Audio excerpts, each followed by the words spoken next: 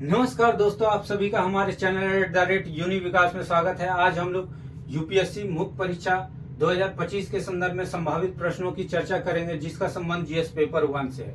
हमारे समक्ष प्रथम क्वेश्चन, भारतीय राष्ट्रवादी विचारों के उभार में बुद्धिजीवी वर्गों की भूमिका को रेखांकित कीजिए।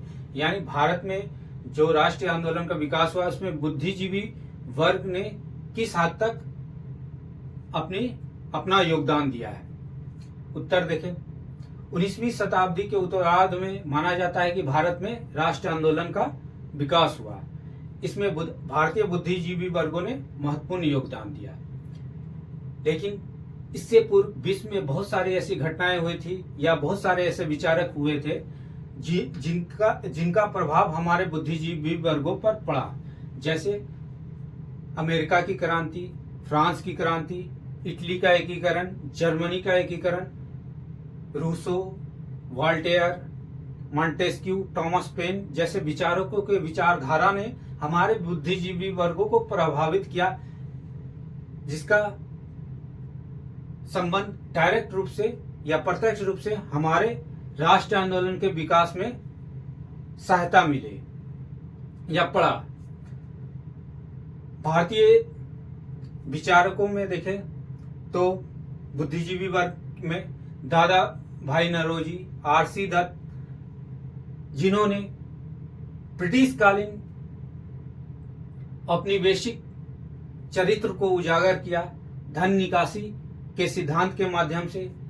इसी प्रकार भारतीय त्रिमूर्ति लाला लाजपत राय, बाल गंगाधर तिलक और बिपिन चंद्र पाल ने भारतीयों में आत्मसम्मान और गौरव को जागृत करने और उनमें विश्वास दिलाने में काफी योगदान दिया।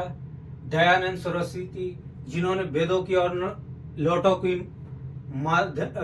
किनारा के माध्यम से प्राचीन भारतीय गौरव का गुणगान किया या प्राचीन भारतीय संस्कृति के गुणगान की।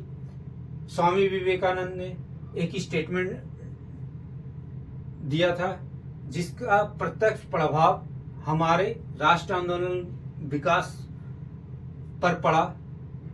जैसे लंबी से लंबी रात्रि अब समाप्त होने चली है, हमारी मातृभूमि अब गहरी नींद से जाग रही है, कोई भी शक्ति अब उन्हें उन्नति से रोक नहीं सकती। इस प्रकार की विचारधारा ने भारतीय जनमानस को प्रेरित किया ब्रिटिश अपनी वैश्विक सत्ता से लड़ाई लड़ने के या उनसे प्रत्यक्ष रूप से लोहा लेने में। इस प्रकार देखें तो प्रारंभिक चरणों में भारतीय बुद्धिजीवी वर्गों ने भारतीय राष्ट्रीय आंदोलन के विकास में काफी अहम योगदान दिया है। प्रश्न संख्या 2, मथुरा कला के विकास को रेखांकित कीजिए। यानी मथुरा कला के उद्भव से लेकर इसके विकास के संदर्भ में चर्चा करना है। मथुरा कला का विकास जो है ईसा पूर्व प्रथम शताब्दी के अंत में या 200 ईसा पूर्व में माना जाता है। इसके उद्भव में जैन अनुयायियों का काफी योगदान है, जिन्होंने जैन धर्म से संदर्भ में अनेक प्रतिमाओं का निर्माण किया गया, जिसमें बौद्ध जैन तीर्थंकर के संदर्भ में अनेक प्रतिमाएं बनाए गए हैं। साथ ही आयाक पट का निर्माण किया गया है। आयाक पट क्या होता था? एक प्रकार का चकोर पत्थर की आकृति होती थी जिसकी पूजा की जाती थी। इसमें जैन धर्म से संबंधित कुछ चित्र को उकेरा जाता था। जब कुषाण भारत में शासन किए तो इस दौरान या इसके कालखंड में, कुषाणों के कालखंड में मथुरा कला का विकास काफी हुआ है या इनके संरक्षण में यह कला काफी फला फूला। इस दौरान ब्राह्मण धर्म, बौद्ध धर्म, जैन धर्म के संदर्भ में प्रतिमाएं बनाई गई हैं। गौतम बुद्ध के का मानवीय आकृति का चित्र पहली बार मुद्रा कला में ही बनाया गया। उनका आभा मुद्रा में प्रतिमाएं इसी कला में बनाई गई। आभा मुद्रा में जिसमें गौतम बुद्ध एक हाथ ऐसे ऊपर, दाएं हाथ को ऊपर किए हुए और पांचों उंगली ऐसे खड़ा रखते हैं। ठीक है, यह आभा मुद्रा जो निर्भय का प्रतीक माना जाता है, इसकी प्रतिमाएं इसी कला कालखंड में बनाई गई। फिर कुषाण शासकों की प्रतिमा बनाई गई, जैसे कनिष्क की, भीमखंड कटफिसेस की। इसके अलावा ब्राह्मण धर्म के संदर्भ में अनेक देवी देवताओं की प्रतिमाएं बनाई गई। कृष्ण लीला के संदर्भ में प्रतिमाएं बनाई गई।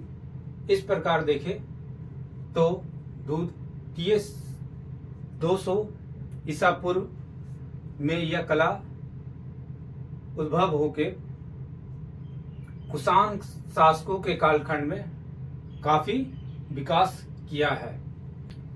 प्रश्न संख्या 3, इटली एवं जर्मनी के एकीकरण में नेपोलियन की भूमिका को स्पष्ट करें।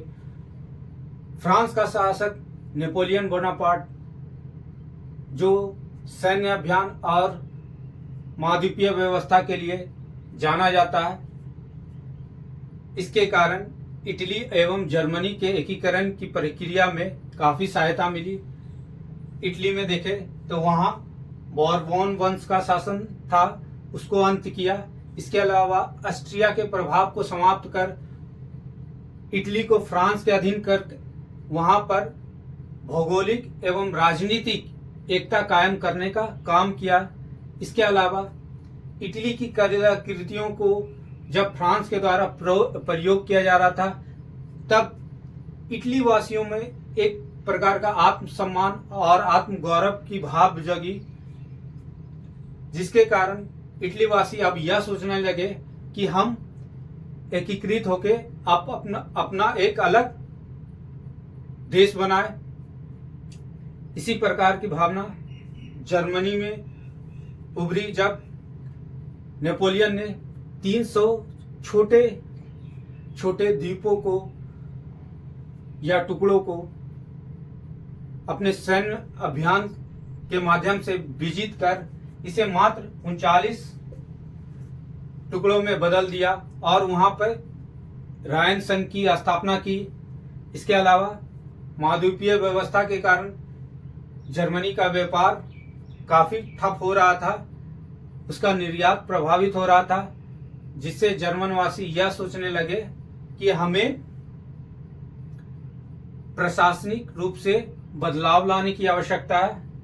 इसके अलावा जर्मनी में गिल्ड व्यवस्था या गिल्ड प्रणाली को समाप्त कर वहां पर मुक्त वाणिज्य व्यापार की नीति को प्रसार करने में नेपोलियन ने काफी सहायता की है, मदद की है।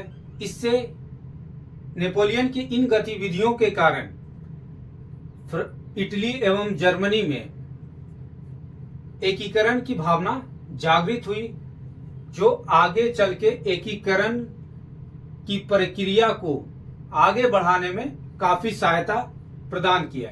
इस प्रकार इटली एवं जर्मनी के एकीकरण में नेपोलियन का महत्वपूर्ण योगदान रहा है। आज हम लोग इस वीडियो में 3 प्रश्नों की चर्चा की है। आने वाले वीडियो में अन्य महत्वपूर्ण प्रश्नों की चर्चा करेंगे। तब तक के लिए धन्यवाद।